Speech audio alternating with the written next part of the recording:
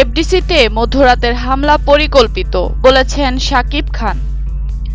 বাংলাদেশ চলচ্চিত্র শিল্পী সমিতির দ্বিবার্ষিক নির্বাচনকে ঘিরে শুক্রবার মধ্যরাতে এফডিসিতে ঘটে যায় এক অনাকাঙ্ক্ষিত ঘটনা।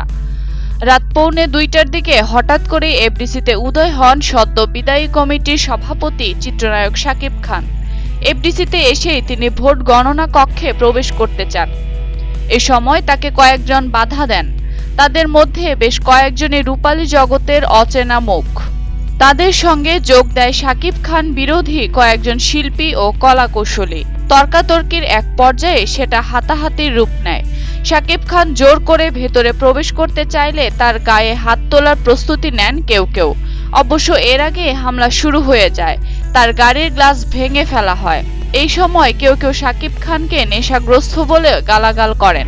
কিন্তু হঠাৎ কেন শাকিব খান ভোট গণনা কক্ষে প্রবেশ করতে চাইলেন? এ বিষয়ে যোগাযোগ করা হলে শাকিব খান বলেন, আমার কাছে বেশ কয়েকজন প্রার্থী ও সাধারণ সদস্য ভেতরে কারচুপির অভিযোগ করেন। পুলিশের ঊর্ধ্বতন কর্মকর্তাদের উপস্থিতিতে ভোট গণনা হচ্ছে। বিষয়টি শুনে আমার বেশ খটকা লাগে। তিনি বলেন, এটা জাতীয় পর্যায়ের কোনো নির্বাচন নয়, সাধারণ একটি সামাজিক সংগঠনের নির্বাচন। তাহলে কেন পুলিশ প্রশাসনের উপস্থিতিতে ভোট গুনতে হবে? এটা দেখতেই আমি ভেতরে প্রবেশ করতে চেয়েছিলাম। শাকিব খান বলেন, সমিতির ক্ষমতা বুঝিয়ে দেওয়ার আগ পর্যন্ত, অর্থাৎ বর্তমান নির্বাচিত সদস্যবৃন্দ শপথ নেওয়ার আগ পর্যন্ত আমি সমিতির সভাপতি।